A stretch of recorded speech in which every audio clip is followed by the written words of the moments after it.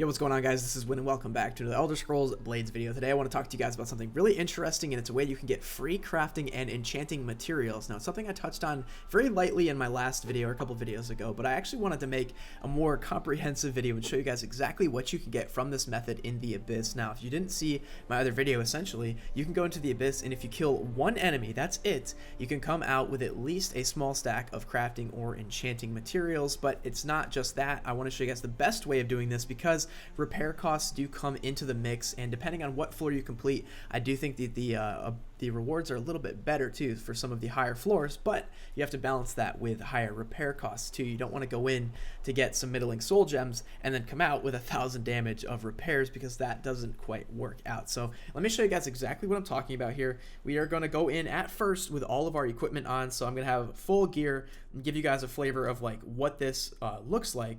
We're going to start all the way at the first floor, because this is probably the best way to do it.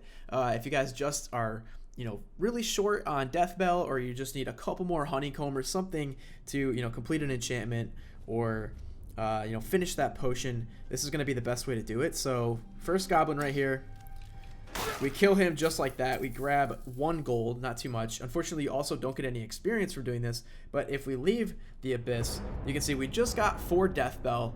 Easy as that. Go back to the main menu, and because specifically that goblin didn't hit us back, you're going to see here in the smithy, I'm going to have no repair costs. So I went into that fight with fully repaired armor. I made sure to go in with nothing broken at all. And if we go to repair all equipment is 0. Now that's pretty nice, right? I got 4 death bell in less than a minute, and it didn't cost me anything on the back end in terms of repair costs. Now, if I go into the Abyss, let's say, yeah, floor 25, that's a good one. Once you start getting up past floor 25, depending on the enemy, if it's a lich, that could be difficult. I would recommend, if you see it's a lich or a particularly difficult enemy, probably just back out of that fight. I would not bother.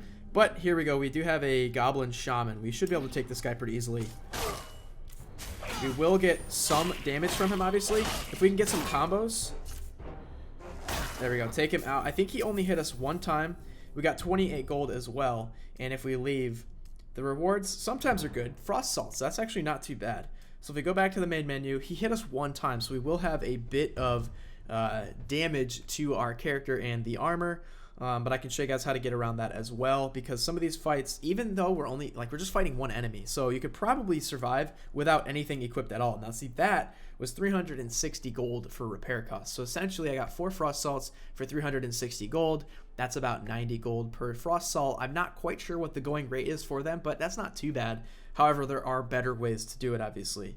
So we're going to repair all that equipment, and now we're going to go back in and we're going to do this again with no armor equipped at all. So we want that sword, obviously we want to be able to fight, but we're going to take everything off, because if it doesn't get damaged, then there's nothing to repair, right? It's as simple as that. And when you leave the Abyss, you're going to have full health anyway, right? Like, the health is not an issue outside of any of these fights. So it's okay if we take damage. That's not a big deal. So we have nothing but our sword. We're going to go back in. We'll do floor 25 again. I've found that the fastest way to do it is just go in with full armor and do floor 1 over and over and over again. You get some pretty good stuff. But I will, later in the video, do a lot of these. I'll probably speed it up and do it rapidly so you guys can just see what I'm getting. Let's fight against this Spriggan Earth Mother. Wow, we have no armor, so you can see she's hitting us pretty hard. But we're going to hit back equally as hard. Finish off the fight. We got one enemy down, so we can leave, and we're going to go ahead and get 4 fire salts. That's not too bad. Now, I'm curious, because I want to go back and see the repair costs, because we did have our sword out, so we might have incurred a little bit of damage there. I'm not sure. But hey, if we don't have any repair costs at all, that essentially means we just got 4 fire salts for free. So let's just confirm that. Repair costs. Okay, so the sword did take a bit of damage, 127. That's not nearly as bad, though, if we had damaged our sword, our chest armor, our helmet, our boots, everything, right? That would have been bad. So for 127 gold, we got 4 fire salts. That's about 42 gold per fire salt. That's not too bad, but it's definitely way cheaper, as you can see. So I actually want to go check on the alchemist and see, does he sell? No, I guess. So frost salts go for 250 each. So fire salts are the same. 42 versus 250, that is much cheaper. And if you can avoid getting any damage at all, then you're going to get it absolutely free. As you saw with that goblin in the beginning, we took no damage. So let's check the shop here. Middling soul gem. Yes. So there are some times when I've gotten middling soul gems. I think I got a stack of 3 once, and they go for 3,300 each. Here again, frost salts go for 250 each. So we're getting really, really good equipment, or really good materials. Now, if you wanted to do this to try to profit, let me see what I could sell those fire salts for, actually. So let's go to miscellaneous. So if I were to try to cash in on some of these materials here, they only sell for 10 each, unfortunately. So if you wanted to try to make some money, you would really have to guarantee you're not taking any damage while you're doing this. But, you know, like I said, it's probably better to just get the materials for yourself, because it's way cheaper to do it this way than it is to actually buy them. So let's go back to floor 1 and try to grind out a few more without taking any damage, because if we have no repair costs, then it's purely for profit. We don't have to worry about any costs there. Now, the next best thing too is I'm using my best weapon right now. Now, if I have an extra weapon that I don't care about, that can take damage, and I can just throw it away at the end. I don't have to worry about repairing that. That's not too big of a deal, especially at floor 1, where all I have to do is just kill a goblin like that, grab the 1 gold. It might not even be worth it to grab that gold. It doesn't matter. And we leave the abyss. We got 4 more death bell, and I'm actually just going to retry this a couple times. Let's go back to floor 1. Start it over and do this more rapidly. You don't have to quit out every time and go back to the smithy like I've been doing. It's funny, they make you run down this staircase because it takes a little bit of time, but if you could start right at the beginning of the floor, you can imagine how quickly this would go. Same with skeletons. I'm pretty sure at this level these guys are, yeah, they're 1 hit as well. Grab the gold, quit, leave, hit yes, and that time we got void salts. That's not bad. Let's jump in and do it one more time. Let's go up to floor 31. Let's just be crazy and see what we get at the highest possible floor. Like I said, if it's a lich or if it's like something really difficult, I don't know, trolls. It looks like every floor, though, it starts off with this dungeon theme. It's not caves or anything, but if it's a difficult enemy, then, you know, probably don't have to, but I think this is a White Lord. Yeah, let's fight this White Lord. We can use some abilities. Oh, God, I'm getting clapped right now. I got destroyed. I'm going to leave. We're going to try that one more time. Maybe White Lord was just unlucky. Unfortunately, I just took a bunch of damage, so again, I wouldn't recommend doing this unless you really figure out how to do it well. I think this time I'm going to run into the fight. We're going to activate our frost armor, our blizzard armor, and see if that helps, especially against a skeleton hero or a skeleton knight like this. We should be able to get it done. Maybe like a shield too. I'm not quite sure what the loadout would be for this. Let's block here real quick. Let's go with the armor. If we get some, oh man, if we string together, okay, so that's definitely not the best. Probably without having any armor on, that's not gonna work. So I guess I would recommend definitely going to those top levels with some armor. Let's see what our repairs, oh wait, no, I didn't have any armor, so my repairs actually weren't that bad. It's gonna be kind of bad just because of my sword. I'll have to repair that. Yeah, oh, only 150 though. That's not bad. So we got clapped twice, and it was only 150. So I guess that's not too bad to show. If you die doing this, you don't take huge repair costs. But maybe going to the max floor with no armor is not the best solution. So let's tone it back down. Let's go to like floor 20 or 25. Maybe we'll just start at 20 and see what happens. Let's see what we get. I think this will be a little bit easier than it was at floor 31. But again, it really depends on what enemy you get in front of you to determine if you're going to be successful or not. So let's run in here. We got a bandit. I think I'm going to hit him with a quick block. Wait for my frost armor to heal, or to charge up. There we go. We got frost armor. Oh, easy, easy. We took him down in 3 swipes. That's not too bad. So let's quit out. Let's see what we got. So remember, this is floor 20. So we got some glow dust. Let's run it back on floor 20 again. I really want to get those middling soul gems. I think they're rare, but I do know it's a possibility unless they like stealth nerfed it in the last couple of updates. But I do remember seeing soul gems in my rewards for doing this 1 kill method. So let's kill this goblin veteran. Nice, he didn't really get many hits on us. Still pick up 20 gold as well, so we're profiting just a bit here. We are going to leave void salts. So these are actually pretty good materials. These are the things that if you were to buy them like you saw earlier, they would cost a lot of gold, and we're picking them up every minute on the minute. It takes about 45 seconds, I think, to completely do a full cycle of this. So if you want to grind it out for just an hour, like, you're going to get a lot of good stuff. Necromancers, they're pretty squishy. Let's take her out real quick. Grab 19 gold, leave. And check it out, middling soul gem. There we go. I was so happy. I was really looking forward to getting middling soul gem. So at least on floor 20, I haven't tried it out, 15 or 10, how low you can go and still get middling soul gems. But we got them here, and as you guys saw, these things sell for 3,300 each. So this is where if you wanted to sell them, I'm sure you could still get a decent amount of gold. So let's actually go back and check how much we can sell our middling soul gems for.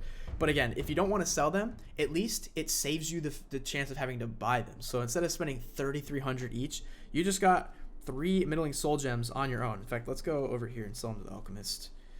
So if I were to sell a middling soul gem, it looks like that would sell for... okay, only 66. So you definitely see the price disparity there. It's quite a bit. Let me check up here. I don't know, like, I feel like if I were to sell them to the enchanting guy, I think it's still 66, unfortunately. It would make sense, though, if he was willing to buy them for more. Like, that would probably be a little more consistent with the shops, but let's just check again for this guy. Let's scroll down. I'm pretty sure they're going to still be 66. Yes, unfortunately they're 66, but hey, it's a heck of a lot better than having to buy them for 3,300. So anyway, let me now rush through and do this a bunch of times. I'll play the footage at like times 10 speed, just so you can get an idea of all the different things I can get. But so far I've seen Death Bell, Void Salts, Fire Salts, Frost Salts, Middling Soul Gems. I've also seen Honeycomb. Like, there's a lot of cool things that you can get from doing this and in a very short amount of time. So let's roll the tape and do this at hyper speed.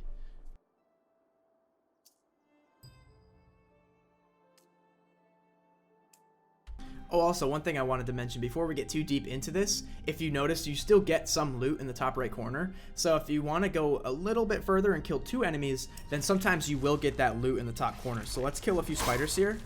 1, 2. Oh, never mind. So that didn't go nearly as far as I thought it would. Unfortunately, let's see if this giant spider actually moves the needle a bit. But in those higher floors, if you can kill 2 enemies, you'll still get the loot from the ticker at the top. Okay, that went a little bit further. I think I'm at too low of a floor here for it to matter. But that is like one general strategy, is if you're willing to go far enough to get the loot in the top corner, that is always an option. Let's just hit this with the frost. There we go. Dang, that one was a little weird to hit. But that is something that I wanted to mention too. So if you go a little bit further, you could get some extra loot.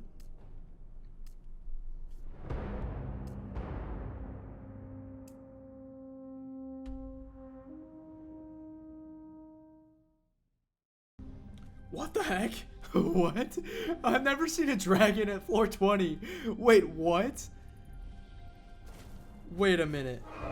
What in God's name?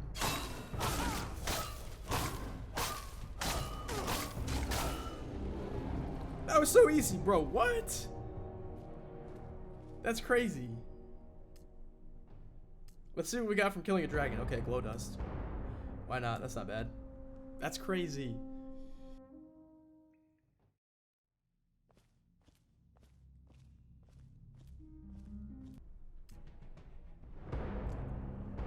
Exceptional soul gems, bro. We just got 3 exceptional soul gems. It's that easy. What the heck? Actually, I want to go back and take a look at how much those are worth. I'm pretty sure those are like over 10k. And we just got 3 of them. That's insane. It really does not take much to get this stuff. Let's check it out. Let's see what this guy up here, Mr. Severio, whatever his name is. Maybe this dude is just maybe he's a con man. He's selling me soul gems for an insane premium. 7,200. So not 10k, but 7,200. And we just got 3 of them. We got more than this dude even has. That is awesome. I think I don't even need to do any more. I think I've proven my point. Anyway, that's how you guys can get free crafting materials. Let's check out actually what our repair cost is. After all that, we just did all those floors, fought that dragon, fought all that stuff.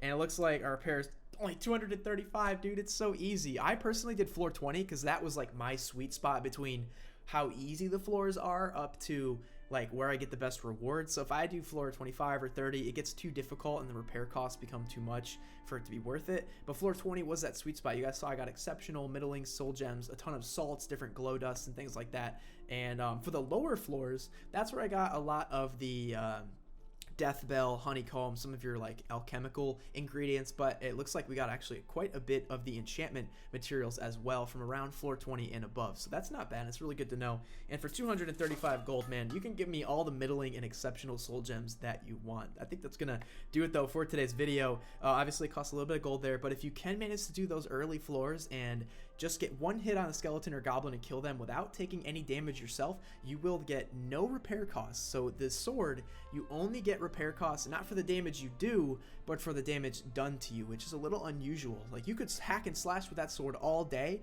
no repair costs, but the minute that you take damage, now your sword gets a little bit of its condition down. So if you can avoid any damage to yourself, you will have no repair costs and all the soul gems and death bell and whatever you want to your heart's content. So I hope you guys enjoyed this video. Hope it helped you out. And as you saw, we got a lot of good stuff in a very short amount of time.